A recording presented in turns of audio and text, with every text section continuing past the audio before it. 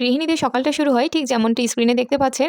আসলে প্রতিটি ঘরে ঘরেই কিন্তু গৃহিণীদের একই রকম চলতে থাকে। তো সকালটা শুরু হলে কিন্তু চিন্তা থাকে সকালের নাস্তাটা কিভাবে কি ফাঁকিবাজি করে চালিয়ে দেওয়া যায়। আমিও কিন্তু তাদের দলেরই একজন। সকালবেলাটা চেষ্টা করি একটু হেলদি কিছু রাখার জন্য, পাশাপাশি কিন্তু ফাঁকিবাজি করেও চালিয়ে দেওয়ার চেষ্টা করি।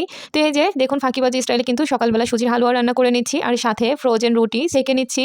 আমি রুটিটা এভাবে বানিয়ে রাখি, এজন্য সকালবেলাটা খুব বেশি ঝামেলা করতে হয় না। আর ফ্রোজেন রুটি হলেও এটা কিন্তু আটার রুটি, তারপরে কিন্তু রুটিগুলো মাশাআল্লাহ অনেক বেশি পারফেক্টভাবে ফোলে এবং খেতেও ভালো লাগে। এই যে আমার সুজির হালুয়া কিন্তু রান্না শেষ, এখন দুটো রুটি সেঁকে নিচ্ছি। আর ফ্রোজেন রুটির একটি সুবিধা কি, যখন ইচ্ছা চাইলে কিন্তু গরম গরম একদম ছেঁকে খেয়ে নেওয়া যায়। আর এই যে রুটির সাথে আমার একটি ডিম পোস্ট করে নিচ্ছি। আমার আবার সকালটা ডিম পোস্ট ছাড়া চলেই না, সেটা হোক রুটির সাথে বা হোক ভাতের সাথে, যত যাই থাকুক না কেন ডিম পোস্টটা একদম লাগবেই। প্রতিদিনেরই রুটিন, খুবই ভালো লাগে আমার এরকম ডিম পোস্ট খেতে।